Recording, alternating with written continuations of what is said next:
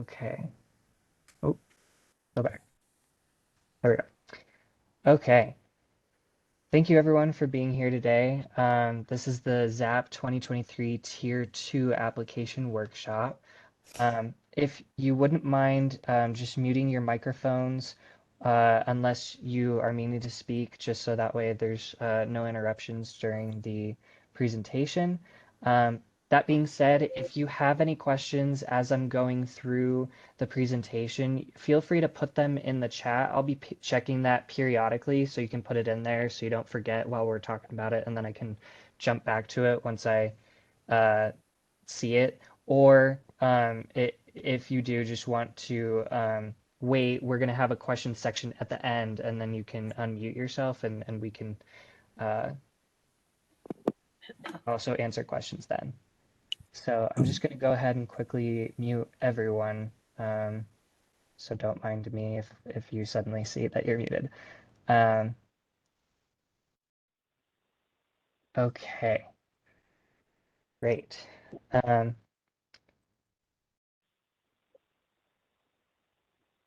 So our agenda for today is we're basically going to just walk through introductions. I'm going to introduce myself for those of you who don't know me, and Samantha, as well as we'll go kind of over the basics of just how ZAP in general works, and then a specific about Tier 2. We'll then go over the timeline, everything about funding, how you apply when the applications are due, the board's review, the approval process, and then the funding process. We'll also go through the application itself. I'm going to be walking through the questions and be answering a lot of common questions we get. And then at the end, we'll have a good chunk of time for questions. But again, if you do have a question as we're going through stuff, feel free to throw it in the chat so you don't forget. And I'll be checking those periodically.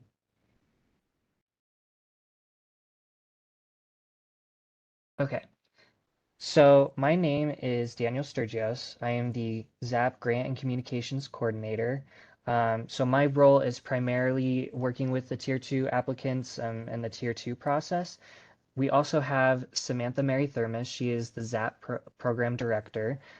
She wanted to be here today, but unfortunately she couldn't. But she is really sad about it, and she is missing all of you and seeing your faces. So, um, yeah, but she is, she'll be with us in another time, and she is still also available for questions and anything tier two related. But I'm kind of the primary uh, contact for it. We are located at the Mid-Valley Performing Arts Center. That's actually where I'm at right now. We're in our new office, and it's still a little bit under construction, but we're mostly done. This is somewhat new. We moved at the beginning of 2022, so we're just over a year of being in our new space, and it's really exciting. Um, ZAP has in the past been more of a kind of sister organization with Salt Lake County Arts and Culture, another division of the county, but we've since kind of moved under arts and culture and that umbrella because we wanted to be able to, one, be in a space like the Mid-Valley Performing Arts Center where it's a Salt Lake County Arts and Culture location, and it's also a space that many of our grantees use to perform, so we wanted to be in a space that's more accessible. It's also more in the central of the valley, so it's more accessible for people from different areas to be able to come and see us. We did recently have our first open house here, and it was a very successful event. And so we're just really excited about being in this new space and being able to further connect with ZAP grantees.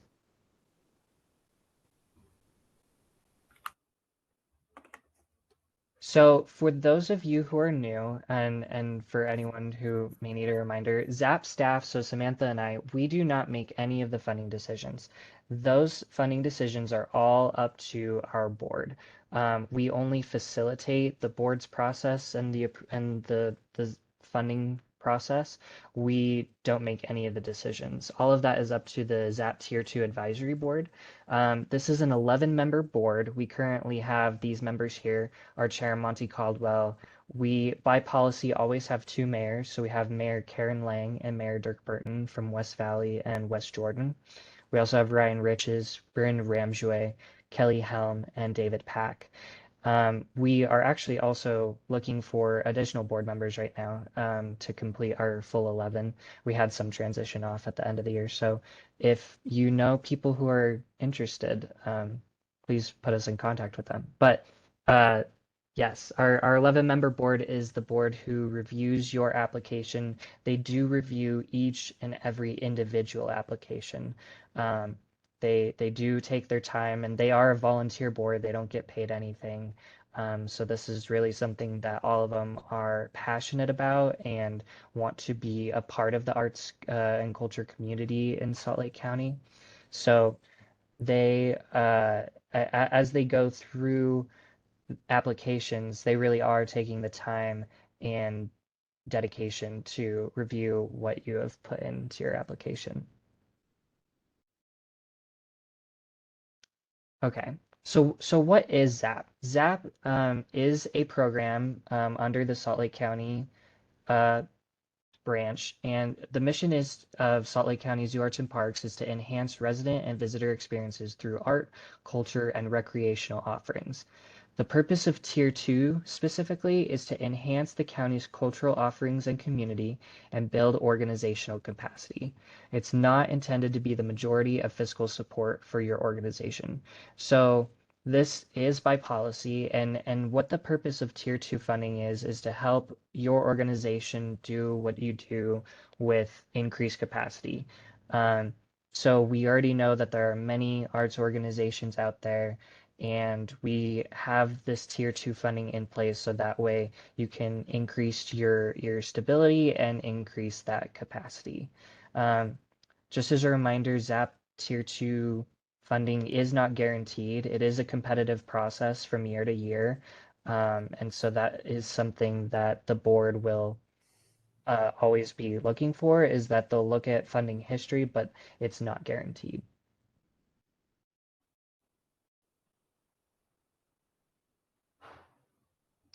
So ZAP funding, the way that it works is that there are uh, multiple ways and buckets of the tax. So the tax is 1 cent of every $10 of sales tax goes into the pool of ZAP, and the 45% of it goes to Tier 1, 30% goes to Salt Lake County Parks and Recreation, 16% goes to Zoological, and the 9% goes to Tier 2. Um, with Tier 2, it's available each year. It is a yearly process, competitive process. Currently, it should be 186 organizations, but 186, so it is quite a lot. And it's project and operational funding for arts and culture organizations or programs. And I'll go into that a little bit deeper later. So eligibility, who is eligible for ZAP? To be eligible, you one have to be an active 501c3. You have to provide arts and cultural programming in Salt Lake County. You have to fit within one of the ZAP funded disciplines. These disciplines are outlined by policy. Um, so you have to clearly fall within one of these categories to be eligible. And the way that you fit within a discipline is whatever the majority of your organization does. There's many organizations that technically fall into more than one category, but it'll always be that you choose one, and that's how the board reviews your application. The way that the board reviews applications is by discipline, so you'll be putting your organization um, into the same pool of similar organizations.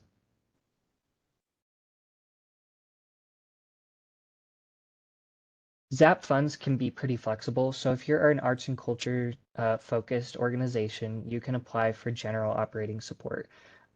This provides the most flexibility, so this can be used for ZAP staff salaries and artist fees, rent and utilities, program supplies, marketing, equipment rentals, all that stuff. If you're not an arts and culture organization, but you have an arts and culture specific program, you're still eligible for ZAP funding. You just can't use it for general operating support. You would use it for project specific expenses. So that could be the marketing of the project. It could still be the artist fees if it's like a program that's specific with artists. Um, Anything to do with that project specific, but you wouldn't be able to use it for the staff salaries for your organization because it's not arts and culture focused.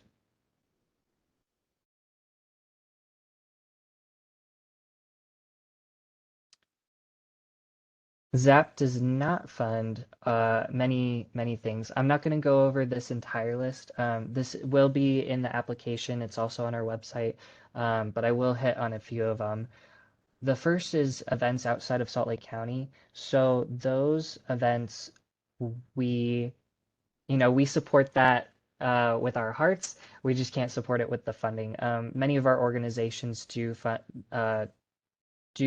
programming outside of the county, and we certainly welcome that. It's just not available to use the ZAP funding for that programming. But you can use your other funds to go do that, and then use the ZAP funding for anything in Salt Lake County. Um, Capital improvements, this is a big one.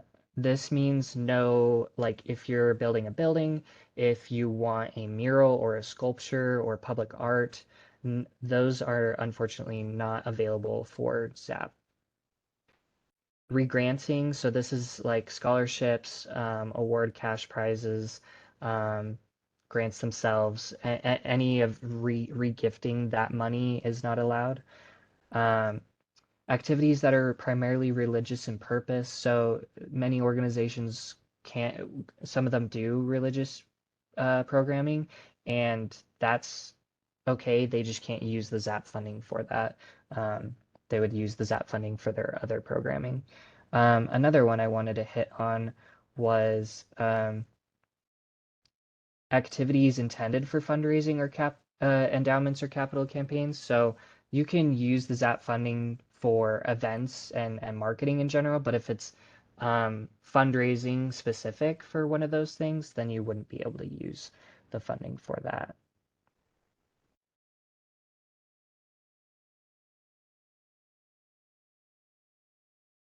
Okay, scoring criteria. So this is how the board is going to be reviewing your application. The scoring criteria will be in the application as well, so you can use that as a reference.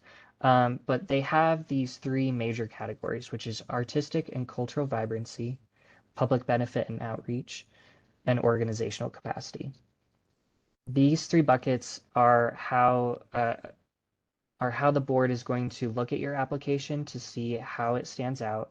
And they'll each of the questions that are in the application pertain to one of these three categories.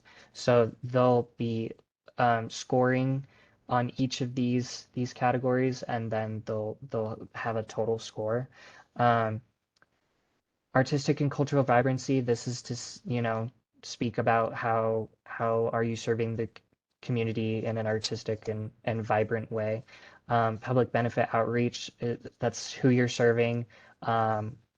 What kind of communities are you reaching? What communities are participating with you, and how are you trying to do outreach to more?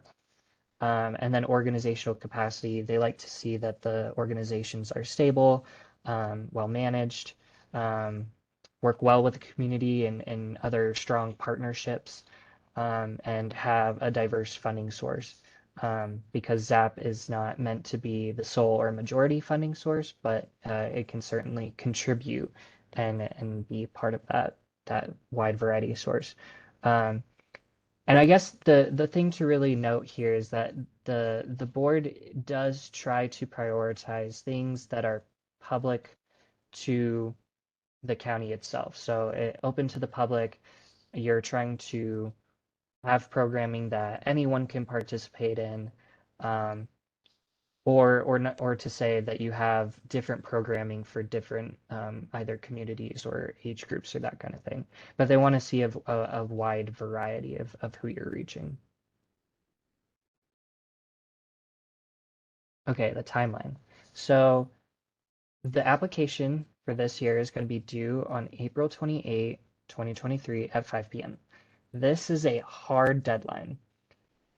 In past years, this has been, unfortunately, something that people are not clear about, that it is a hard deadline. If your power goes out and you miss the application deadline, unfortunately, we won't be able to make an exception. There won't be exceptions for, one year there was a really bad snowstorm and a few people didn't submit their application. Unfortunately, we are not able to change that. So make sure you get your application in, and we highly, highly recommend you get your application in at least 48 hours in advance, just in case of any technical difficulties or any kind of, different circumstances that may prevent you from submitting it right at 5 p.m. On April 28th. That being said, I in addition to submitting your application 48 hours in advance, you can change your application and edit it up until the deadline. So if you're, 98% there and you're just waiting on getting a specific number, or you're just not sure about something in your application, you can still submit it and then go back and edit up until the deadline. Once that deadline hits, April 28, 5 p.m., you won't be able to edit and you won't be able to submit, but you can edit up until then. So we highly, highly recommend that you submit at least a couple days in advance, and then you're still, you won't miss out. So after that, the board is going to be reviewing those applications. We're expecting we're going to have somewhere around 200 applications this year, which is quite a lot for 11 people. So it does take quite a bit of time for them to review. So they do have most of the summer, May through August, to review each of your applications, make funding recommendations, and it is specific about recommendations. The board is the one who determines the dollar amount, and it's a recommendation because they cannot fully award that. That is determined by county council. So once the board makes the recommendations, ZAP staff then presents the recommendations to county council. The county council will approve it, and then you'll be officially approved. So the county council approval usually comes late August, September. Last year there was quite a bit of delay, but we're hoping this year we're going to be on track. So around September is when they'll approve the funding recommendations, and then we move into contracting. Contracts are usually around October, November. You will have 2 weeks to sign the contract once it's issued to you. And then after that is the payment cycle. So your contract is signed in around September, October, and then your first payment isn't until January of next year. So it is quite a lengthy process. So if you apply at the end of April, you then have all the way until next January that you won't see that funding come through. However, you will get 60% of your award. So January 2024, you'll receive your first payment. It's 60%, and then the remaining 40% is in April or May of that year.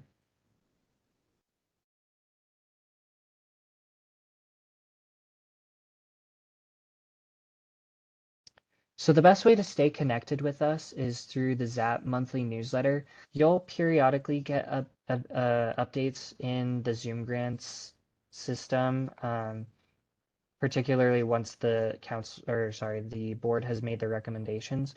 But this is our main way of reaching our applicants and our partners. We will give you updates about where the board is at in their approval process, as well as payment timelines, etc. We also have a lot of other things within the newsletter, specific events, other funding sources. When we know about them, we'll let you know that there's other grant opportunities, both inside the county, outside the county. Um, yeah, there's a lot there. So we highly recommend that you sign up for it if you haven't been already. And so some of you I know are going to ask, how do you do that? Well, all you have to do is go to our ZAP website. This is a screenshot from the website. And all you have to do is go to the Tools for Grantees and Applicants section. You'll click on Sign Up for the ZAP mailing list. It'll bring you to a form. You fill out the form, and then you're registered. And again, we highly recommend this because this is our primary way of communicating with everyone, letting them know what's going on with ZAP.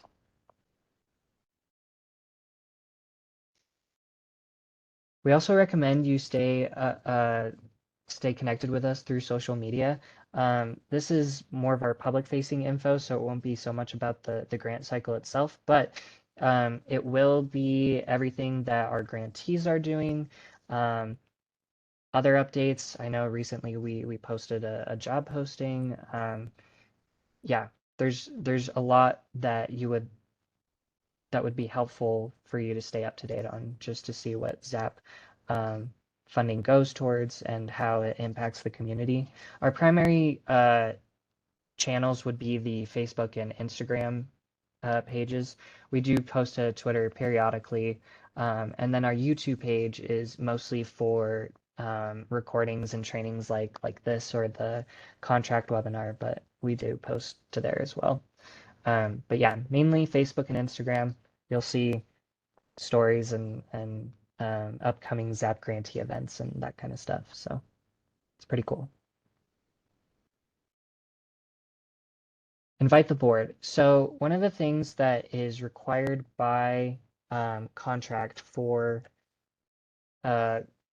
applicants that are awarded and approved is that you must invite the board, the Tier 2 board, to at least one event per year.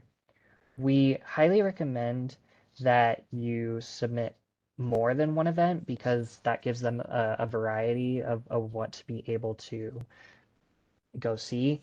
And they also have to work around their schedules. So as many as events you can invite them to, we recommend you do. And it just is another helpful way for them to get up close, see what you do and what you do best. And again, they are a volunteer board, so it is them taking the time to review the applications, but they do try to get out in the community, go meet the ZAP grantees, and be able to see what you do. So if you'd like to invite them to an event, all you do is, there it goes. All you have to do is go to the same page. It's Tools for Grantees and Applicants. You go to the advisory board invitation form, and then in addition to this, you can also invite elected officials, because as a reminder, the board does not make the final decision. That's up to the county council. So you can, in addition, invite the county council, and we highly recommend that you do, because we would like to be able to show them what the ZAP community is doing, and it's another way for them to get involved in our really cool arts community. Now that being said, they are only allowed to, for both the board and the council, they're only allowed to be able to go to one event per organization per year. So they wouldn't be able to go to multiple of your events, but again, we do recommend you submit more than one event, just so that way they can have that variety and flexibility. And we also recommend that you submit these events at least 3 weeks in advance, just so that way they have time to prepare and know about it. But I wouldn't submit it over a couple months in advance, or really even a month in advance, just because if it comes through too early, it may kind of get lost in the amount of invitation emails. And so if you're submitting an event in April, but it's not till July, they may, either forget about it or lose it within the emails. So just recommend that you only submit it about a month in advance.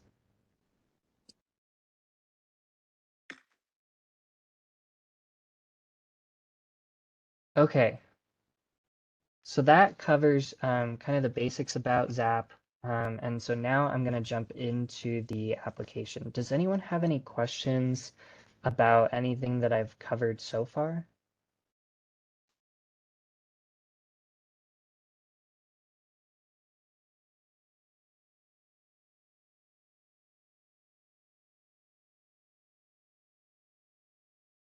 Okay, I'm not seeing anything in the chat, I think.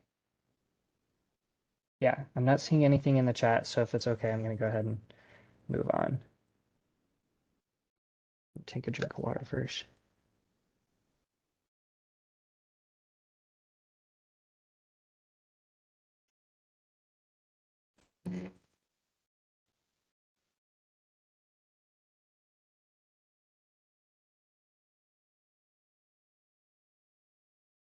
Oop,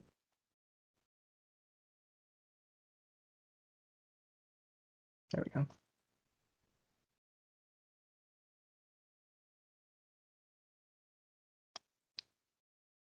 All right.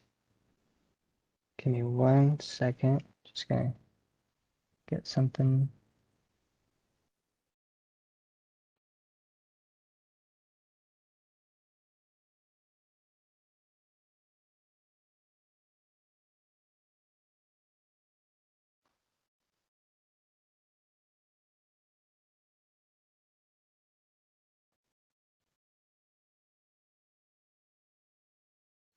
Okay.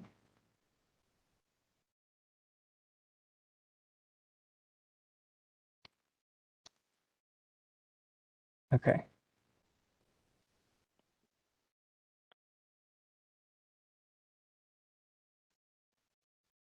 All right. So for the application, oops, sorry, 1 sec.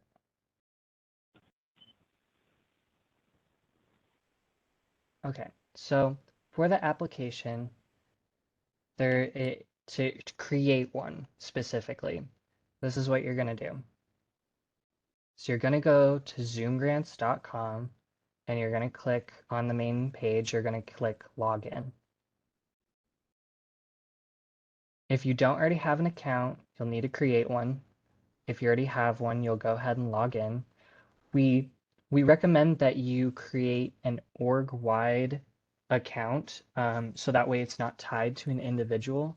The reason is because if your organization decides that um, this year, this person's going to apply, but next year this person's going to apply.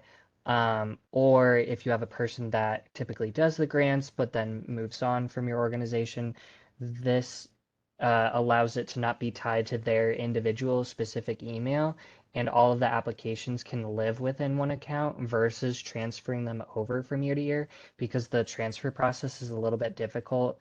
It would involve you'd have to contact me and then I would reach out to ZoomGrants, and then ZoomGrants on the back end would have to switch over the applications to that new account.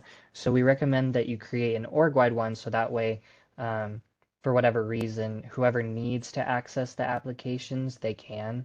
So that would be anything as simple as like grants at your organization or grants at organizationgmail.com or whatever. Just so that way it can all live within the same account. So after you've created an account, you'll go ahead and log in, and you'll see this landing page. So you'll notice though that so if you've applied in the past, you'll have an approved applications, you can see ZAP, submitted applications, you'll have them here, etc. But there's no way to access the current ZAP grant by this page. What you'll need to do is go to Salt Lake County Storage and Parks slco.org/zap or zapisu.org. You'll click on the Tier 2 button, and it'll bring you to the Tier 2 page. You'll scroll down to the Apply tab, and then you'll see Submit an Application, and you'll see this link that says, "Apply here." This will bring you to this page. Now, you'll need to make sure that once you've reached this page that you're already logged in. The reason is if you click apply, it's going to bring you to a page that says you must log in before you can apply. And then once you log in, it takes you to the landing page. So then you have to do this process again. So make sure that once you're on this page, you're already logged in. Otherwise, you're going to get caught in that loop. So go ahead and click apply. And then you'll be in. So this is the ZAP 2023 Tier 2 application. There are quite a few pages and tabs that I'm going to go through. So again, if you have any questions, just go ahead and pop it in the chat, and I'll be checking that periodically. So we're going to start here at the top. There's a series of instructions that you can show or hide as you need it. So I just hid them so that way you can't see them, but I'm going to go ahead and show them again. Oh, yeah. Okay, so ZAP Tier 2 funding deadline, April 28, 5 p.m. Funding purpose. This is everything that I've just covered so far in this presentation, but you'll have it here again written down in case you need to refer to it. One thing I would like to note is that it says organizations funded in 2021. If you were funded in the 2021 year, you will have to submit your 2021 evaluation in ZoomGrants by the deadline of the application in order to be considered for funding. The evaluation is required by your contract, and so you will need to complete that in order to be eligible to apply. The way that you access it is just in the same place where you were. Let's see if I go here. Under your approved applications, you'll go into that application and you'll have a tab here that says evaluation. You'll need to read all of the instructions and then you'll need to fill out the evaluation itself. The evaluation is pretty straightforward, but if you have any questions about it, just let me know and I'm happy to help. So back to the application for 23. The Tier 2 eligibility requirements, again, this is stuff that I just went over. However, we have made an important change that everyone's going to want to know for this year. In the past, ZAP has always had these funding tiers or thresholds for people applying for additional money. These have changed. So in the past, if it was anything above 15,000, you then had to submit additional financial information. This has changed from 15,000 to 22,000. So if you're requesting $21,999.99 or under, you do not have to submit this additional info. You only need to submit the basic application. If you're going to apply for more than 22,000 or more, you must submit a peer review letter, and this is for everyone, a peer review letter for your CPA firm. You just ask them for it and they should be able to supply it. For applications that are requesting 22,000 to 42,999, you must submit a certified financial review of your operating expenses. Applications requesting 43 to 84,999, you have to submit a year of the most recent year financial audit of your completed fiscal year. Applications requesting $85,000 or more must submit the 3 most recent consecutive years of audited financial statements.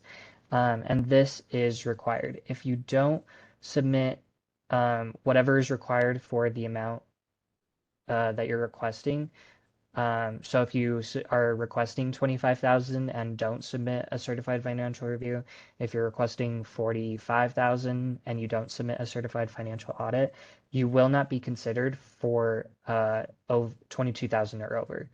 You'll be stopped at the $21,999.99.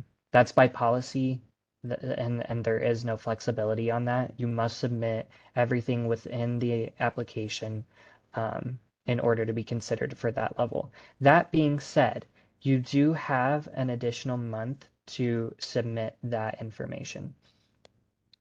You have an extra month at the end till the end of May 31.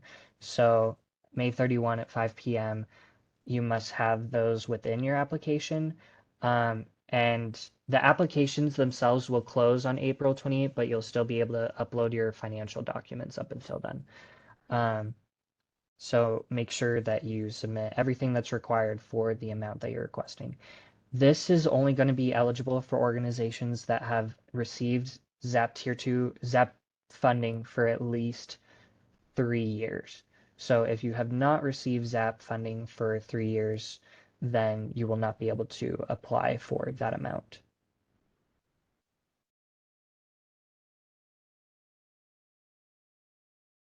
Let's see, funding use restrictions. Like I said, you have this list here to refer to if you need it.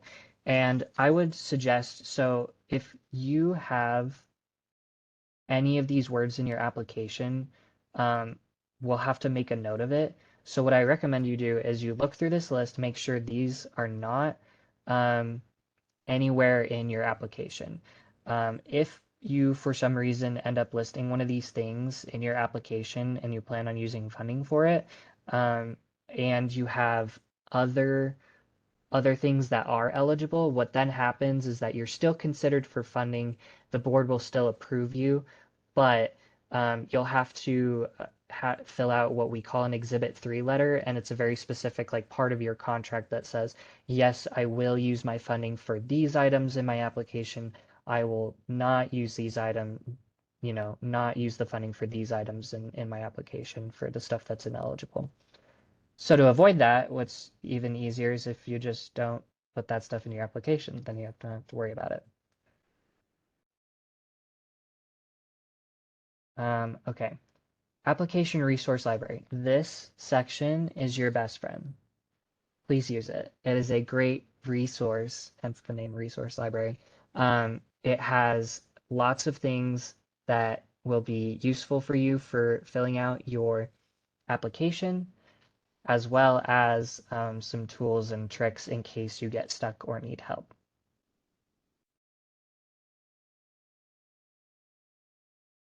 And I'll go over kind of these items more specifically and where to use them as we go throughout the application.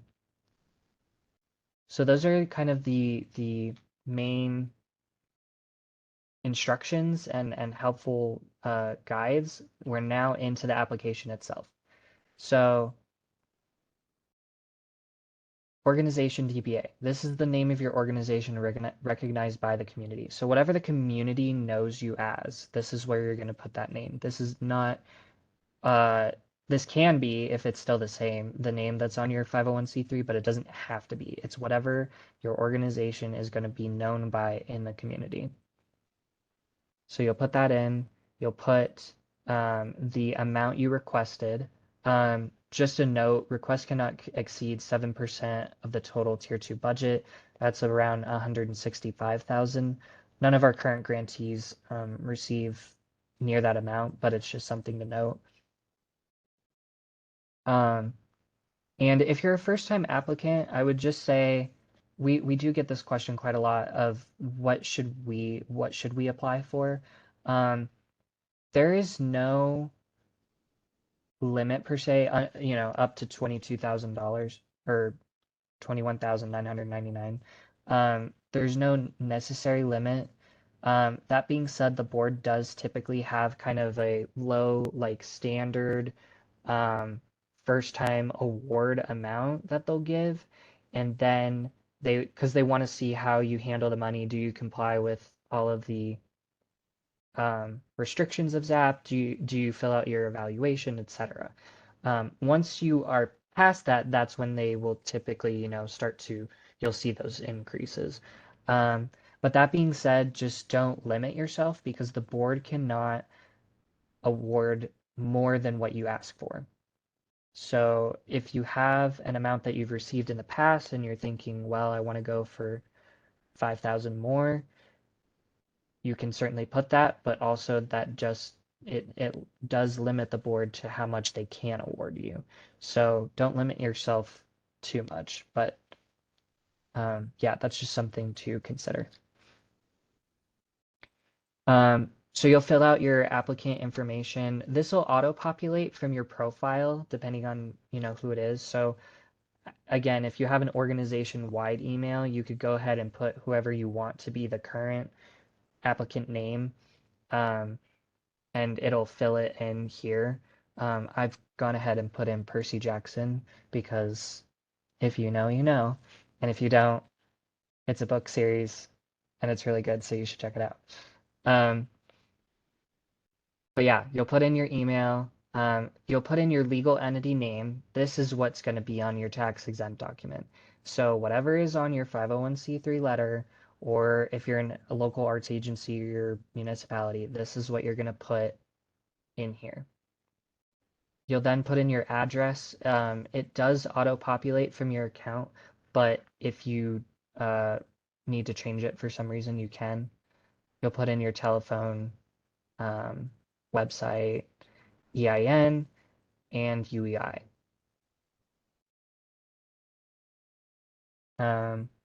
You'll put in your CEO names and then collaborators. This section confuses a lot of people, but this is going to be your best friend. If you are the applicant, if you're the main applicant or you're creating the application, this is going to be a huge best friend for you as well. Collaborators are for anyone who's going to be working on the application with you, or if you want them to be notified. If for whatever reason you want to have multiple emails get the same notification, this is where you're going to do this. So collaborators, you'll go ahead and put their email address in, you'll put their first name, last name, and title, and then you'll need to select this box that says application in order for them to be able to access it. And there will be an additional box for the budget if you need to select that as well. Now, after you invite them, well, okay, two things. If they don't have a ZoomGrants account before you add them as a collaborator, what it's going to do is going to send them an email saying, hey, this person wants to help you or wants their help on their application. And they'll select that email and they'll be able to click the link and then they'll create an account and log in and then be able to edit your application. But just note that it's going to be making them a collaborator specific account. What that means is that if they wanted to go and create another application for a different grant in the ZoomGrants system, they wouldn't be able to because you're just adding, they're creating an account to be a collaborator on this specific application. They're not creating a full ZoomGrants account. So if you want them to have like a full all access account, that they can then use as a real ZoomGrants account, and you want them to be a collaborator, have them create their account first, and then go ahead and add them as a collaborator, and then they'll use that link to join. But you'll want to create that separately so they don't have that kind of limited access account. Also to note, just because you're adding them as a collaborator does not mean they're going to be notified about the application. If you want them to be notified, you'll need to put their email into this box as well, or they will. But just because you're adding their email address, you can click this button that says add to additional contacts, and so after you've added them, it'll populate in here. But let's say you don't need someone to be a collaborator, but you'd like them to receive notifications. So like your CEO, if you want them to be up to date on you've been approved or you've been declined or whatever it is, you can have them put in here. And so they won't have editing access or anything, but they'll still be notified. And we recommend, adding whoever you think needs to be notified about your application, because the last thing we want is for someone to say, hey, I haven't heard anything in a while, and we've sent out all these updates. Okay, Utah entity number. This is your UEN. This is not your UEI, and this is not your charitable solicitation number. Please note that because so many people put in the wrong number for that. It's your Utah entity number. And if you're asking like, well, I don't know what that is for my organization, it's super easy to find out. All you got to do is go up to the application resource library. Remember your best friend, and you're going to select the Utah entity number / business ID search button. It's going to take you to this website. You're able to search for your organization, and you'll be able to locate your UEN number and see if it's active. And that's all you got to do. Super easy, super simple. You just don't put in your EIN, your UEI, your ABC. A lot of people end up getting confused on that one, but yeah, it's really easy for you to find in here. Secondary contact, this is just a second contact. Like you probably will put them in the additional contacts section, but this just lets us have a second contact in case we need to reach out. We also have a budget contact. This can be your applicant contact if you need it to be. We just need to have someone that if the board has questions about your budget or something that you've outlined that's fiscal related, we can reach out to that person specifically. We'll probably still CC the the applicant contact, but we'll reach out to the budget person specifically so that way they can answer those money related questions. And then we have this optional section at the bottom for social media links. You can put your website here too if you like, but Facebook page, Instagram, Twitter, this just really is for mostly staff. Some of the board will use this to, go check out your Instagram page or whatever, but this also helps us because when we're trying to share out different of grantee events or recent things they've done, that kind of, or like people that they, are highlighting, we'll go here first and make sure we have the correct page. Okay, I'm gonna go ahead and so this is the end of the summary page. So I'm gonna go ahead and check the chat because I think I saw something appear in there.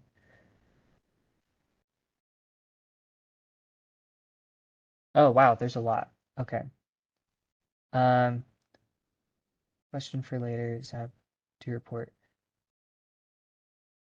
Oh, so when is the ZAP report due for 2023 funding if the cycle has not ended? So this 2023 application, it will not be due until 2025 when you're filling out the 2025 application. It's always 2 years behind, and that's specific because we give everyone a full fiscal year to complete their evaluations. So 2021 for the people that had a 2021 year, but they have like a June to July fiscal year, that means they wouldn't have ended it until July of 2022. So we give them all the way to the end of December to be able to like complete that. And so we just have them align it with the year of the application. I hope that makes sense. But if I need to clarify later, I can. Amounts less than 2022 or 22,000 does not require the financial information. Is this correct? Yes, that's correct. So 2022,000 or over does require. Anything that is $21,999.99 and under does not require the additional financial documentation. Does requesting a smaller amount of dollars up your chances of being awarded as a first-time grant, or does it not really matter? It doesn't really matter just because what the board is looking for is, like if you apply for 15,000, let's say, and you're a first-time applicant, but they can clearly see that your organization has quite a big budget and it makes sense to ask for 15,000. That will make sense to them. It may or may not change the amount they're going to award you because you're a first-time applicant, but it still doesn't necessarily hurt your chances to ask a smaller versus bigger. I will say previous applicants, what they have done sometimes is that they'll apply for 7,000 and they'll keep asking for 7,000 until they reach that amount. And then once they hit that amount, then they bump it up. Um, another 10,000, they'll put it at 17. And then they, the increases will not get there for a few years. And so they kind of, they make a threshold and then they stick to it until they reach it or close to it. And then they uh, increase. So I hope that helps. Um, I learned that last year that last person applied for ZAP grants for my organization create a personal account. Who do I contact on your team to help me create an organizational account? Oh, that's a great question. So if someone in the past has applied for your organization, but you don't have access to that, what I would recommend you do is you can create an organizational account and you can do that yourself. You just go to zoomgrants.com, create your org-wide login. Once you have that set, then you'll contact me. What I'll do is I'll take that email that you give me, the new one you've created. I'll reach out to ZoomGrants and say, hey, there's an account, there's this application, it's associated with this email. I need you to transfer it over to this new email, and then they will. And that's why we suggest the org-wide email, because there are organizations that, it changes year to year who's applying. And so it's quite a lengthy process for me to reach out to them to change it on the back end, and then you have it versus being able to switch it over yourself. Could you go over the scoring breakdown under criteria, organizational health? Yes. Yeah, I'll be going over most of the application. Okay, I'm gonna go back into the application. I do see that there's more questions. I'll save those ones for that end. Okay. Eligibility check. My organization is a 501c3. You'll select that. Your organization's primary purpose. If you're botanical or cultural, you'll select those. If you're not, you can select other, but if it's not your primary purpose, but you have a project, this is where you select yes. Question 4, does your program consistently maintain financial books or records? So this is specific for projects and programs. If you're applying for a specific project or program because your organization itself is not arts cultural specific, you will need to keep separate books and a separate budget, because that's what you'll apply with. Because the board is not interested in the entire organization's budget. They'll only be focused on what you're applying for, so that project, program, and that budget. Organization's eligible discipline, you'll select your discipline. Again, if you fall into more than one, you'll select the one that you fall into most or is your primary. During what 12-month time period will you spend your 2023 funds? So this is your fiscal cycle. So again, if someone has kind of these mid-year ones, July 2023 to June 24, you can then put that. Or if you're the calendar year, then you can put it for 2023. Summarize your organization's work in 140 characters or less. So the board looks at this as just kind of like your opening statement. This is, your Twitter post of this is what we do. Does your organization have a current board approved standard of ethics? This is not required, but the board does look at this as kind of, another checkbox of like, this is stability. This is an organization that, knows what it's about. So it's not required, but it's highly recommended. Is your organization or program activity located in Salt Lake County? So you must be providing that programming within the county. If you need to, you have a link here and this is to the Salt Lake County district map, and it'll show you all of the districts that are within Salt Lake County, and you can double check to make sure that your programming is within the county border. And then we have 3 questions here. This is different than previous years, and this is hopefully going to help ZAP reporting. So these are all address questions, and you're going to answer them possibly the same, possibly different, depending on your organization. So the first one is, what is your organization's mailing or billing address? So this is where you want your payments to go. Like if you were to receive a physical check, where would it go? This could be some, if you're a volunteer, but it's you're the organizer, maybe it's your home address. Maybe it's your organization's address if you have an office. Maybe it's that. Whatever it is for your organization, mailing, billing address. Maybe a PO box. We don't know. Then the next question is, what is your organization's business address / physical location? So if you do have an office, if you have a physical location, this is where you're going to put that address. If you don't have a physical location, then you'll put it could be the same answer as your first one, or it could not be. It really just depends on your organization. The final question is, what is the location address where the majority of your ZAP eligible activities take place? So let's say your organization doesn't have an office, or it does have an office, but you don't do your programming there. You do all the programming in libraries, or you do them at a park or something. You would then put that location address in here. Now let's say you do 5 events throughout the year, and each of the 5 events are at a different space. You do one here at Mid Valley, and then you do another at Rose, and you do another one in a high school gym. You're gonna choose one address, and it's gonna be one address that the public is gonna most likely access you at. So maybe that this out of your 5 events, this one typically reaches the most people, and therefore that's going to be your primary or majority location. It really, again, just depends on your organization.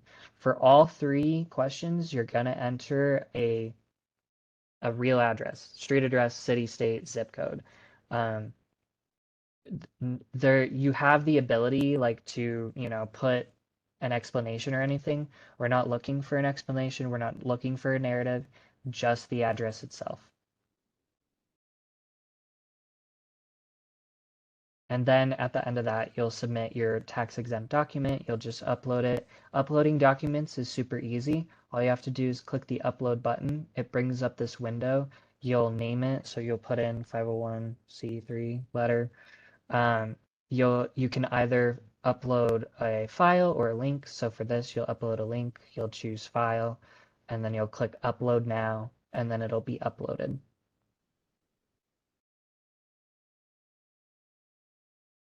Okay.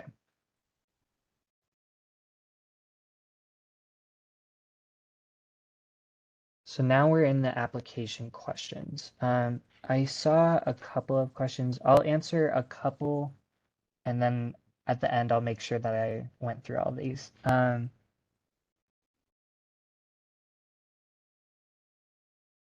Let's see. Do we need to fill out the UEI section, or can we apply without that number? I believe you're going to need it for the application. If you're a part of a larger organization and don't have a specific UEN, should we use the one for the larger organization? Yes. So your Utah entity number I believe it should align with your 501c3s. I could be wrong on that. But I believe your UEN should align with whatever is on or related or tied to your 501c3.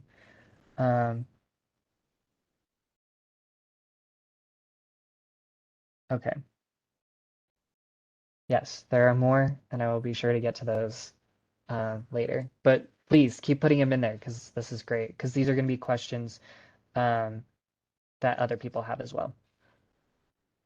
Okay, so video sample, optional. So this is an optional section, but if I were to give anyone one piece of advice, other than making sure you put in things correctly, um, and using the collaborators and using the ZoomGrants site to its full extent, I would like for the application, submit a video sample. Um, we highly recommend this. It's not required because that would be, a little unfair to have a recorded video as a requirement, but um, the board does look at these if they're there. And last year there really weren't that many, so the ones that did really stood out. Pictures worth 1,000 words. There's 30 pictures in a single second of a video, so you do the math, right? Like, that's a lot of pictures. That's going to tell them a story really fast. They're going to be able to see it. It'll set you apart because it's showing your organization's specific work. Um, and I couldn't recommend this more. And I think one thing that may have deterred people in the past is uh, uh, having a video sample. They're thinking it needs to be a professionally made. You hired some contractors to, make a video for your organization. It doesn't have to be that. It just has to be something that shows the board what you're doing. So if you went live on Facebook for 30 minutes because you were at an event and, that's posted to your page, you can put that here. If you have a recording of a performance, you can put that here. If you have, um, a highlight reel of 2022 that you put on your Instagram, you could put that here. Um, the only thing is that we recommend you put an embed code. So this is not just a hyperlink, it's a specific code. If you're in YouTube, you can easily go down to share video and there's, the hyperlink, but there's also a button that says embed code and you can copy and paste that. What that does is it puts the video here in the application itself, so that way the board doesn't have to jump to a different website. Um, it's not to say that you couldn't put a regular URL, but when the board is reviewing their application, the last thing that they want to do is have to go to another website and, go out of the page that they're in. So putting the embed code is more recommended than just a hyperlink because they may or may not click on that. What is your organization's board approved mission statement? So this is your mission statement. Um, Organization received 2022 funds. Please briefly explain where your organization is at. So your 2021 evaluation, because it's complete, you'll be submitting that. 2022, if you receive those funds, you got your first payment in January, and then you haven't gotten your second payment yet. That's coming at the beginning of April. So you haven't completed that yet, but they would like a mini progress report on where that's at. Like, have you spent anything that you've received so far? Um, is it still completely in line in everything that you outlined in last year's application? Um, that kind of stuff. They just want kind of an update for that midway point. Please enter your total operating expenses from your last completed fiscal year, subtract out in-kind expenses. So numbers only, so you'll enters in dollar format. You only have enough characters for that, so you can't expand on that. And to find this number, it gives you instructions. You'll go to the budget tab. You'll go to table 2, column A.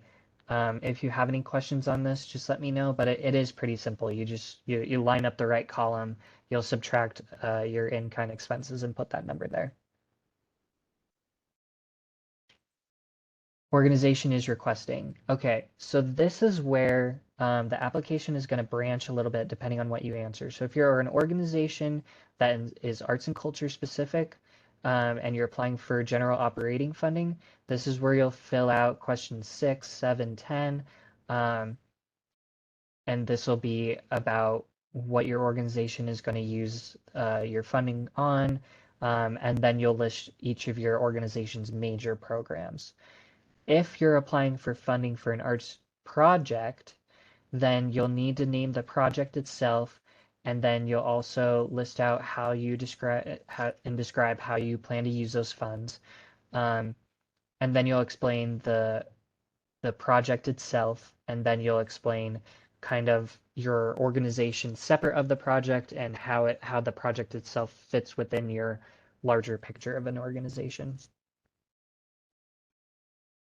A note about the question that does say um, specifically how your organization will spend ZAP funds, the more you can just list this out, the better. The easier it is for ZAP staff to be able to refer to when the board is reviewing or when the board is doing their initial review, the better. So if you're going to say $500 sheet music, $1,000 venue rental, $5,000 artist fees, that's what they're looking for. They want to see kind of whatever that total is that you're asking for. So if you're asking for 10,000, they want to see that broken down. They want to see 5,000 artist fees, 5,000 venue rental. Um, the more, concrete and succinct that answer is, the better. Okay, so question 10. Okay, so question 10, explain your organizational history and structure. So we kind of combined a question that we used to ask from last year and then with another one to simplify the application a little bit. Organizational history and structure, we just need a brief history on when you confirm nonprofit status and if that's, a different year than when your organization started. So maybe when your organization we started in 1999, but you didn't get your 501c3 till 2005, you would just put that here. Um, and then structure, including staff board makeup. This just helps them understand a big picture of, is your organization all volunteer run? Is there one person that is a staff member, but then, it really does rely on its volunteers? Is it a staff of 15 people, all of the organizations that we fund currently and will in the future are so unique in the way that they are structured. So the board really does try to understand how that works and how it's working. About your organization, so organization's effort to reach historically underrepresented communities in Salt Lake County. So this question is to really expand and show who is it that you are reaching out to? What communities are you serving? Um, you'll describe how how your organization has already done this and what you're planning to do to expand the equitable outreach. So this is really to be able to highlight how you're trying to reach these communities that historically have been left out and how you are continuing to reach out to these communities. This can be by geography, if this is, a certain part of the valley that you haven't reached out to before. Language, there's, language barriers, but are you trying to bridge that gap? Um, Economy, are there, children like Title I schools, like all of these things are trying to be equitable outreach. What the board isn't looking for is like if you have a building and you say we have a wheelchair ramp, like that's great and that is accessibility, but they want to like see what are you doing to increase your accessibility? What are the accessible ways that you're trying to do more outreach and that kind of stuff? Tell a story from the past year or moment when it was clear that your organization positively impacted the community. So this is, kind of your time to shine. So this was a question that typically, in previous years, it was only for the 15 and up applicants. So now it would be 22,000 and up. But we got a lot of feedback that there was people that wanted to answer that question.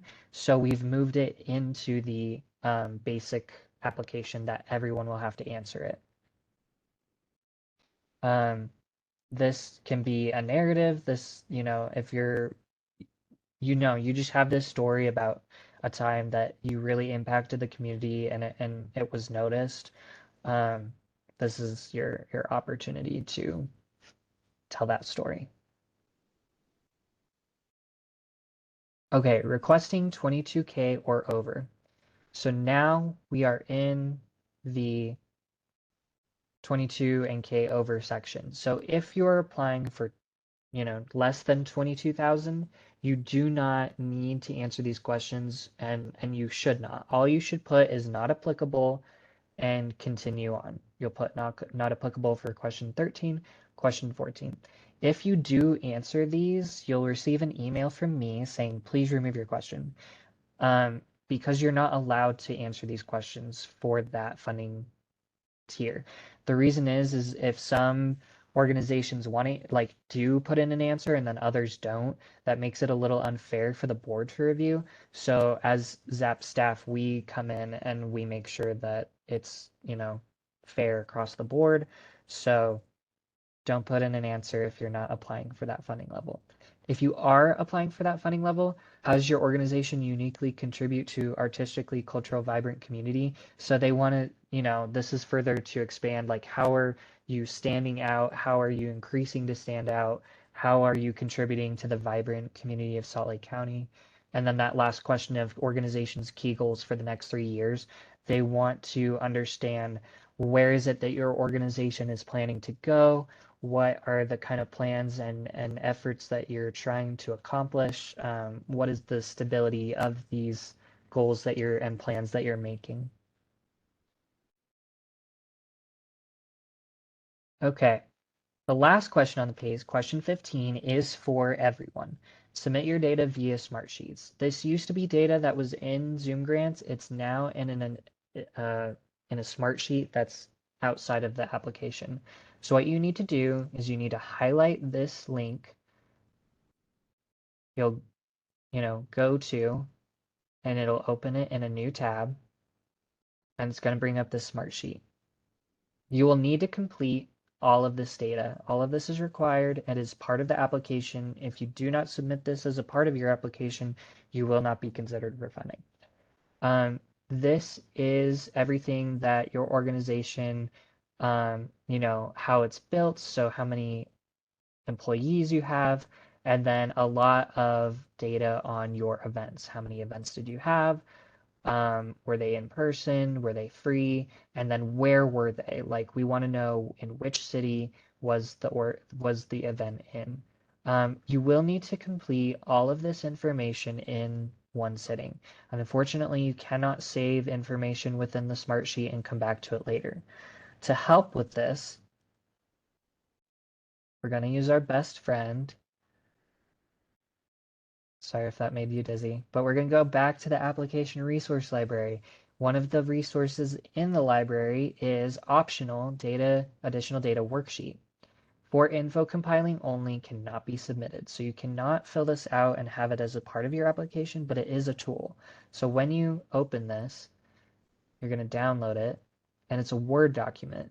And in this Word document, you are able to, let's see, let me bring it up.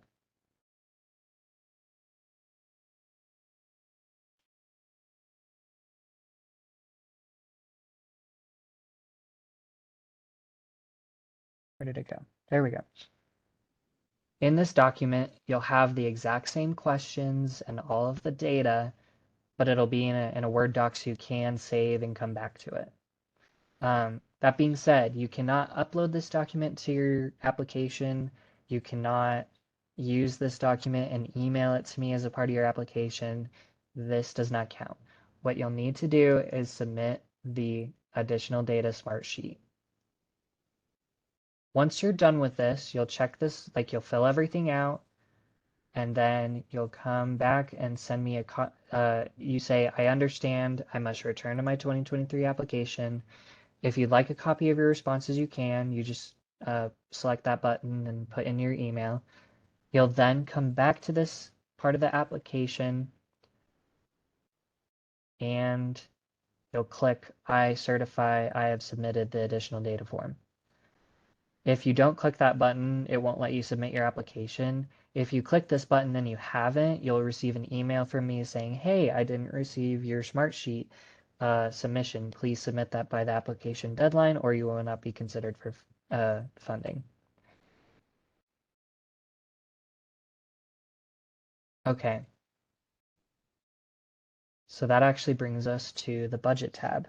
And I did see one question that I think was about the video. Let's see. Yep. Can the video sample be a slideshow of several pictures of different classes and concerts going on at our event? Sure. If you want to take photos, like if you don't have a video itself, um, but you have a bunch of photos from an event or just from a bunch of things you've done, you can certainly put that into a video format and then put that video in there as well. I think that's great. Um, the space itself is only looking for, an embed code. So I would still recommend you make the slideshow itself like it's not going to be a PDF, it's or, a series of JPEGs or whatever. It's going to be a video that you can upload to YouTube or some site and then, copy that embed code and put it in.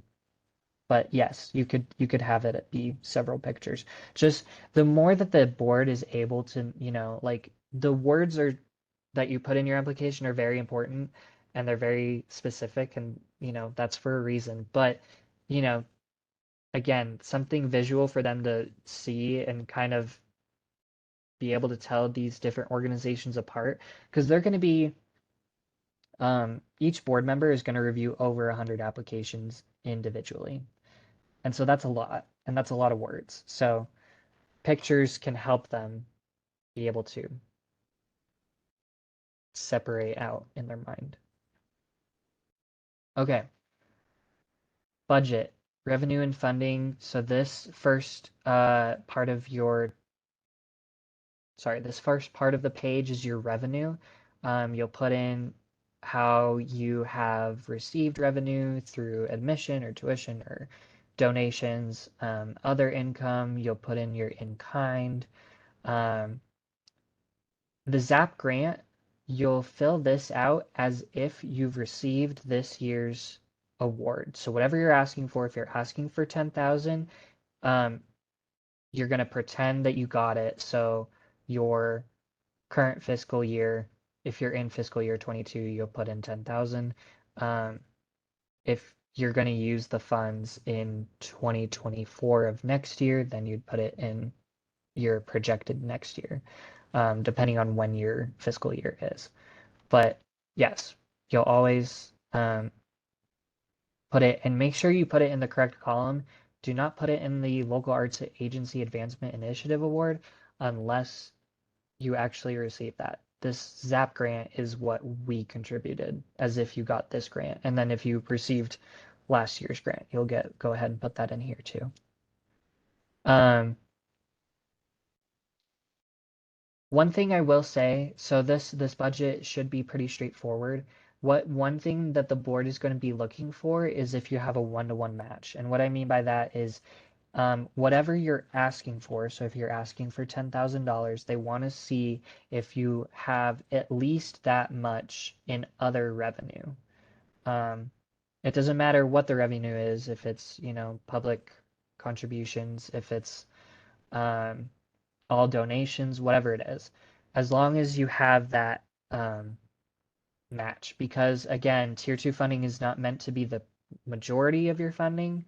Um, so they want to see that whatever you're asking for, you're at least receiving that in other funding sources. Um, Table 2, this is your expenses. So you'll fill out your expenses for the year. This should be pretty straightforward as well. It's the same fiscal years, so most recently completed, your current projected.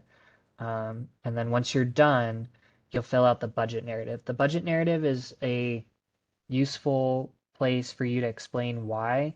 The board members are going to be unfamiliar with your budget, right? So anything that might look weird, we know that COVID was still kind of a factor in previous years. So if that still has an impact, you can put that in here. Um,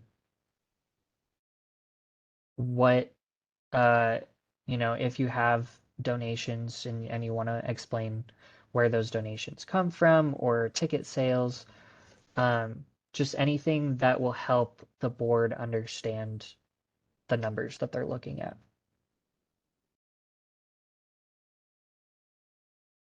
Okay. Documents tab. This page is pretty straightforward. Take another drink of water.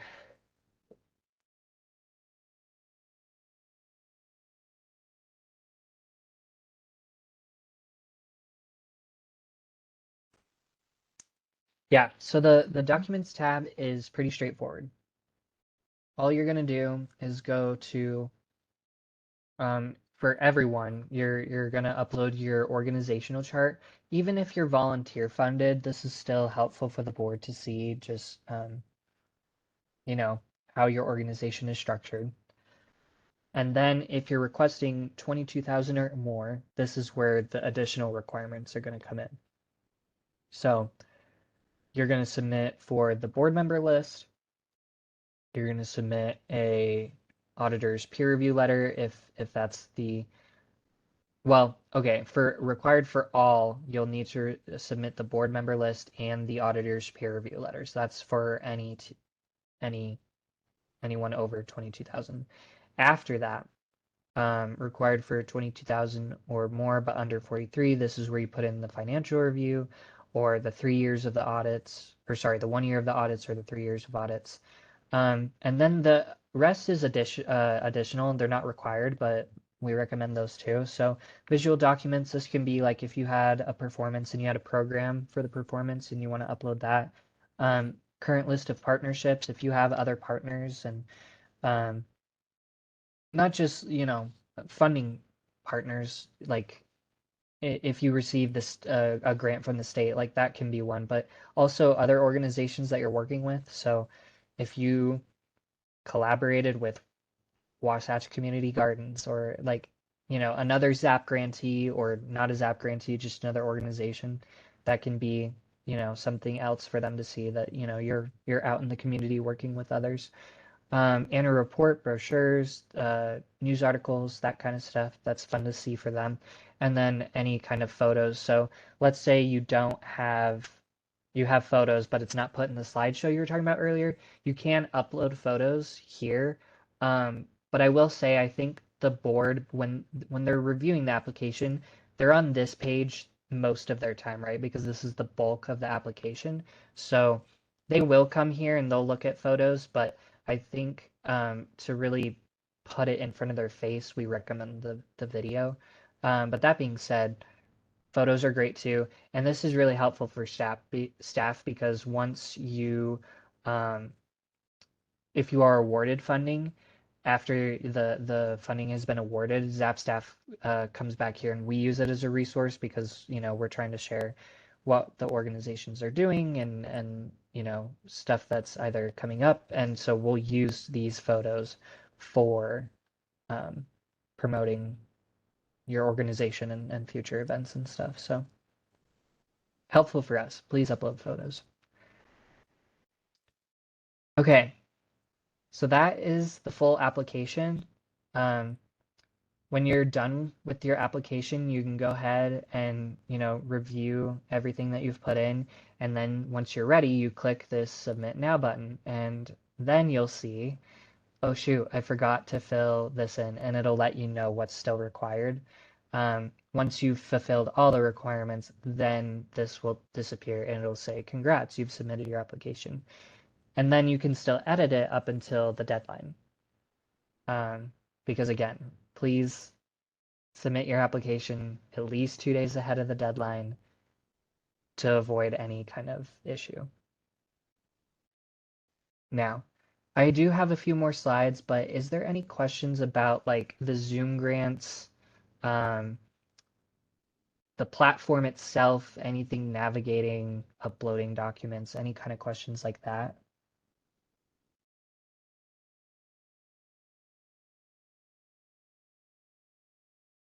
And can you explain what means embedded code for a video? We don't understand. I don't understand that. Uh, do you mean like the embed code? Yeah, you mentioned don't do the hyperlink for Sure. the video, the embedded code. What's that? Yeah, so in our directions, you can there's two ways to do this. So if you have so please enter only one embed code. To generate one, we give you this link. So let me see if I can.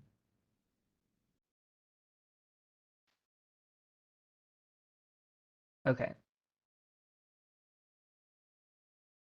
so YouTube, Zap. Okay, so let's say I wanted to put this video in the um, in my application, right? All I would have to do is click share, and Uh-huh. you'll see so this is the hyperlink, and usually people use that. But Right. there's this button right here that says embed, and all you do Okay. is click that, and you'll copy the embed code, Okay. go back to your application, and then you'll put that in there. Um, and so with that embed code, it generates the video within itself. Okay. Thank you. Yeah, of course. Um, and if it's not on YouTube specifically, there is that shoot, where did it go? See, so you can see it there. It appears in the application, so that way they don't have to go to YouTube or anything. They can just see it Uh-huh. there. If you do have a video, but it's not in YouTube, you can use that link. It says to generate an embed code, visit embed code that. So just use that link, put in the URL, and then it'll create one for you. Okay. Thank you. Yeah, of course. Good question. Mhm. Okay, let's see. Video sample. Okay, I think that's everything for ZoomGrants. So I'm just going to go through a few more slides and then we'll have time for questions. Let me bring up my slides again.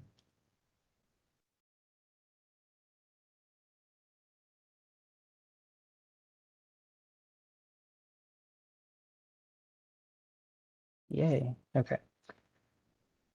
Just as a reminder, additional data sheet, it's part of the application, even though it's not in ZoomGrants, it's still a part of the application and you do need to submit it. It is required. And if you need to be able to work on it over time, you'll use that Word doc and then submit it at the end. But you will need to submit it through the Smartsheet itself. Just to reiterate a couple things that I went over, applicant contact, that's going to be who owns the application. Any of the collaborators that you add will never have as much access and ability to edit as the applicant contact. Um, Collaborators, they have to be invited. I cannot add them because that's editing your application itself, and so that kind of that would be bad if I had that access. So I cannot edit your application, and due to that, you must add collaborators yourself, and you have to give them the editing permissions if you'd like them to edit. And then you'll also need to add them to additional contacts to receive those emails of any kind of communication. If not, if you don't add them, then only you're going to receive it, and they're not going to. Application due date is Friday, April 28. That should be a 28. Please close that. At 5 p.m. No late applications will be accepted. If there's a snowstorm, like we've had a lot recently, and that knocks out the power, I hope you submitted it before that power outage. We recommend that you save or add to your safe sender list notices at zoomgrants.com. This is to help, again, with any of those emails that we send out. Those emails will be important and we want you to see them. But if they end up in your spam or your junk folders, that wouldn't be good. So we recommend you adding your safe sender items. Um, we recommend saving a copy of your responses submitted in ZoomGrants to an outside document of your own. So this is actually something to note about the ZoomGrants platform. We see a lot of issues happen where people write their answers in a Word doc or a Google Doc and they copy and paste into ZoomGrants. ZoomGrants doesn't like that. Sometimes there will be a saving error. So when you're saving answers in ZoomGrants, all you have to do is click outside of the box or the field and it'll auto save it. But if you copy and paste, sometimes you'll see a flashing, it'll say saving, saving, and then it'll never save. So you have to refresh the page, you'll go down, and then your answer is gone. We highly recommend that you put your answer in ZoomGrants, you type it in there, and then you copy and paste it to a Word document if you'd like to come back to it later, or you want to edit it or work on it, just to avoid any of that saving issues. That being said, it doesn't happen all the time, but just don't rely on it. I know that there are some people that say, I don't have that issue, and then right at the end, they have that issue for one question and they get confused or frustrated. So we do recommend um, writing, natively in the uh, Zoom Grants platform itself. Contact ZAP Staff if you do not have access to previous year's applications.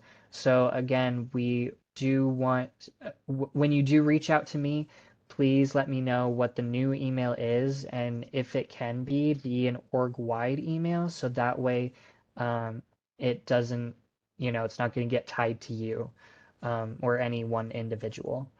Um, but yeah, I can certainly help with that. So just please reach out. There was another resource in the application resource library. Um, it's called Tips and Tricks for Using Zoom Grants, and it's just a helpful way to navigate the platform itself. Most of it I went over in this tutorial, but um, if you ever have any questions, it may be in there, or you can also contact me. Um, And yeah, this is just to reiterate, we're always here to help. I am the primary contact, but Samantha can certainly answer your questions too. Um, so if you have any questions, please let me know. Please also be patient because I do a lot of around the application time. I get uh, a lot of emails, so I try to get back to everyone within, a day, but sometimes that doesn't happen because there's a lot of emails that come through, and we are a team of two, so it does come, it's a little bit uh it can, yeah, the inbox can fill pretty quickly, so just stay patient with that.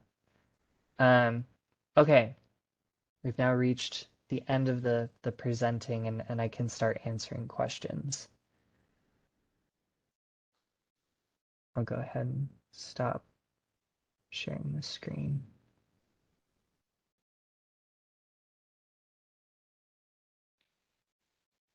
Okay.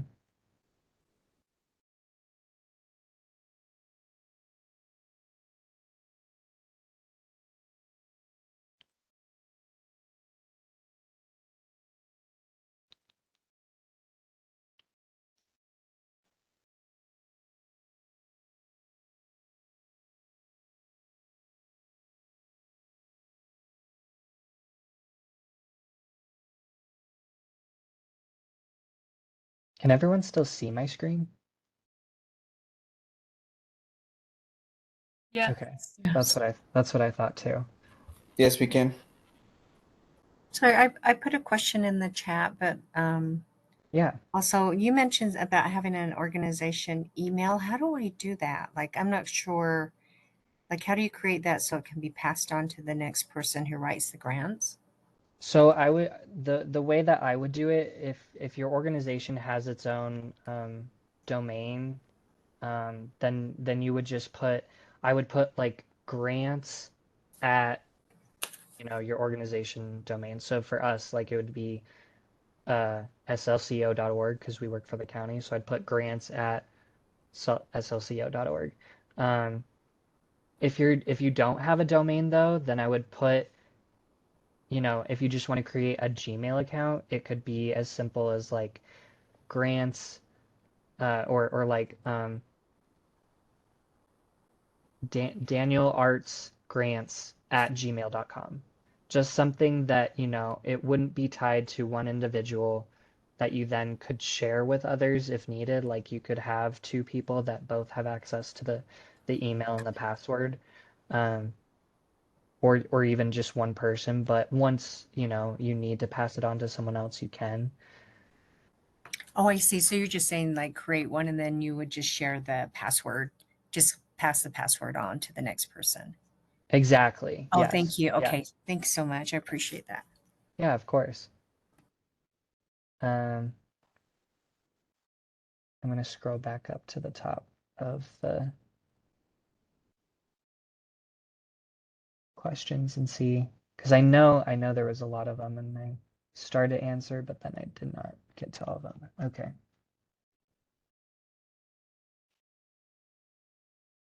Could you please go over the exact scoring breakdown under the criteria 3 organizational health, something on lines 2 points out of 10 for X, 3 out of 10 would be very helpful. Yeah, so the weight of the way that uh, the weight of the scoring criteria is not is not weighted, like they're weighed equally. Um, so your organization basically you want to do well in all three. Um, it's not like if your organization doesn't have like has great stability, but you're you know not that culturally vibrant, or you're not, you know, you have this one, I don't know, event that the board is not sure why you're doing it, like that's not going to score as highly as an organization that's doing vibrant programming and they have a solid structure. But they're not, it's not like 2 points or like 10 points or anything like that. Um, Um, Daniel, this is Jyotsna here. Hi. Yeah, Hi. Is there somewhere online where we could actually access this these scoring criteria and their breakdown? Because that would really be helpful in writing up our next grant. for sure. Let me share my screen again. Um, so on our ZAP website, let's see, where do I want to go? Okay, so on the ZAP website, you'll go to the tier 2 page, and at the bottom of this main page here, it says 2022 application scoring criteria. It's the same scoring criteria for this year. It'll pop up with this sheet, and it'll align with some of the eligibility questions and these questions. It's the questions don't align quite because we edited the application a little bit this year, but roughly it's still the same. And then you can see that, they have a score of 0 to 5, and the thing that they're looking for in these, what makes a 4, what makes a 5. Um, and for each of these, they will score you, and then we average it out. So you'll receive a score that's out of 5, so it'll be 3.7 out of 5, but it'll be weighed out between each of these categories. So I hope that helps. Yeah, I've seen this sheet. I was hoping that there was somewhere that with a little bit more detail, but I'll looks like this is the utmost detail that there is, right? Online. Yeah, this is the most detailed for sure. Well, thank you. Yeah, of course. Um, let's see what else.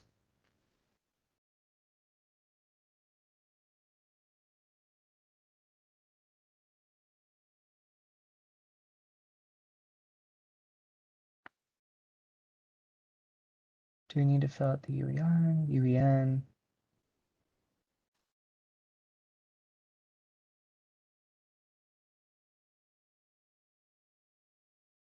A question that says, if awarded by when does the event have to take place? Let's see. I'm not quite sure what you mean by that question, but I'll try to answer it. If awarded by when does the event have to take place? So once you're awarded, so you'll receive, if you apply for 23, you receive your first award, you'll outline it in your application what fiscal year it's going to fall in, but you can use the ZAP award pretty much any time in 2024. You have that full calendar year. Um, I you need to use it by the end of next year, so by December 31st, 2024. Um, but you can use it either to reimburse yourself for something you've spent money on. So if you have, an event right at the beginning of January, even though you don't receive it till maybe a little bit later in January or May, you can still use it to retroactively pay that. But you'll just need to outline it in your application. Does the application process allow us to complete some information if need, come back and where we left off? Yes. So you can log into the application, fill it out, um, and then save whatever you need to, and then come back. The only part that doesn't save is the smart sheet. Can I ask a follow-up question on the last, not the last, but the very last question there? If my event takes place on November 23 this year, is that still good to apply for it, or do I have to Um, wait? so it kind of depends on what your fiscal year is, because so when is your fiscal year? When is it like Ends on is it July. It's in July. So the current year you're in right now, like right at this moment, is your 22 to 23 year. Is that right? Yes, yes, Okay. So that's when you fill out the budget sheet, you'll fill out that middle column that will be the uh, current projected year, right? Will be yes. 22 to 23. Um, and then next year is going to be 23 to 24. When you're filling out this application, you can outline in your application that we are applying for our 23 to 24 year, which starts in July, June or July 2023. We have Uh, our event in November of 2023, and then that's still within that fiscal year. Does that make sense? So, yeah, so that makes sense. the answer is yes. So, Th- yeah. Thank you. Yeah, Thank of you. course. Yeah, good question. I know that can get confusing, so that's a good question. Let's see. More confusing. Could you please give some guidance on the following points of organization that are under what percentage of applications are funded fully? That's a good question. Um, Not many, I must say, but I think that's kind of on purpose, right? So the board looks at how much you're applying for and how much do they think that they should or can fund because they're using their budget.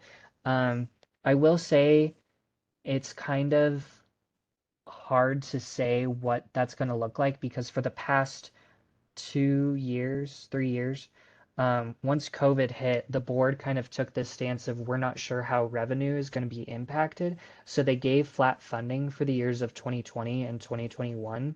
2022, last year, was the first year that they gave increases in 2 years.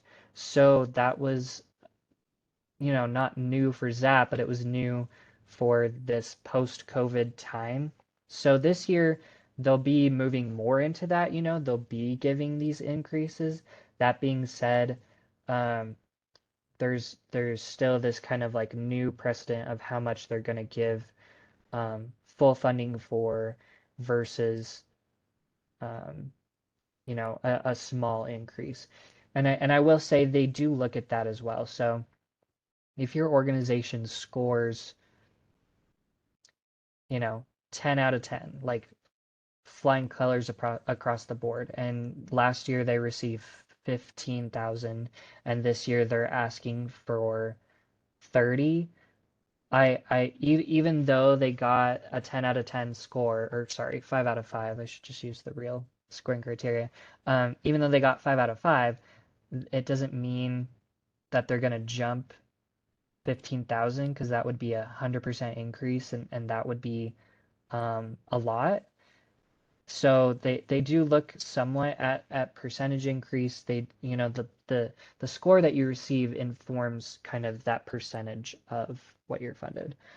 What is the average percentage of requested amount that is funded in this category? What's the average? So only about 30 applicants received over 15,000 last year. That being said, a lot of them did receive close to or right at 15, meaning that there are going to be more this year. We don't know how many more, but more. Um, so that's to say, out of the 186 organizations, only 30 got over 15,000. That number of over 15,000 is now going to be, we're not going to keep track of 15 anymore. We're going to keep track of 22. That's to help some of these smaller organizations be able to increase and apply for a little bit more funding without having to provide those additional financial documents. Those numbers hadn't been updated since 2008, so it was time, due to inflation and increased costs of everything. Um, so it this year is going to be a little not unpredictable, but it's going to be new because we'll have some of our board members are new. We'll have these new funding thresholds, and it's only the second year of post-COVID when we haven't given just flat funding, but actual increases. Um, Um, Daniel, what I meant was, what is the percentage that people receive out of their ask? Out of their ask, yeah, and that really depends on the organization. I don't think there's any average percentage, just because there's some organizations that will apply for a very large amount, and because they're somewhat newer, they're only receiving so much, or vice versa, where the organization, some of them had been applying for the same amount, like they applied for 12,000 for the past 3 years, but then they decided to increase to 15, and then they got that 15. So it's hard to say what the average percentage is. Yeah. Um,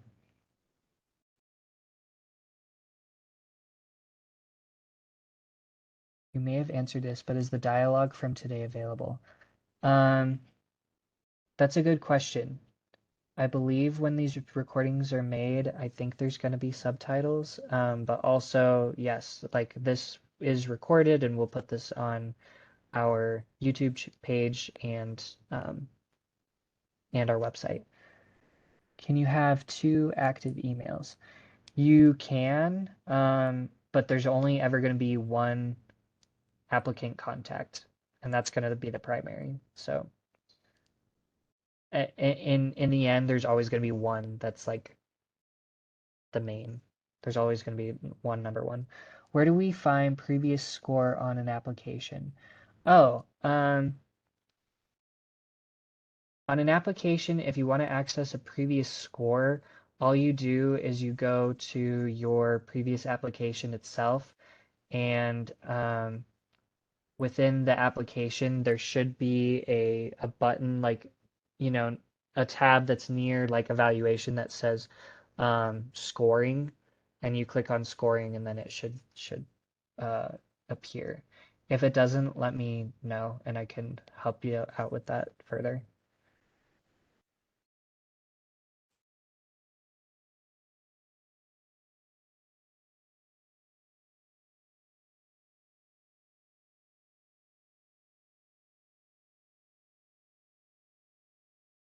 Um, okay, I think I got to everyone's questions.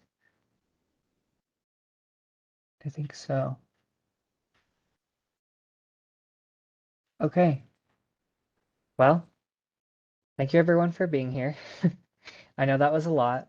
Um, if you ever have any questions as you're going through things, just let me know and I'm happy to help. But yeah, you're all free to, let's see, we got seven minutes back from your day. You can I don't know. What do whatever you need to do that you got 7 minutes back. Thanks, everyone. Thank you. Bye. Thank you. Thank you.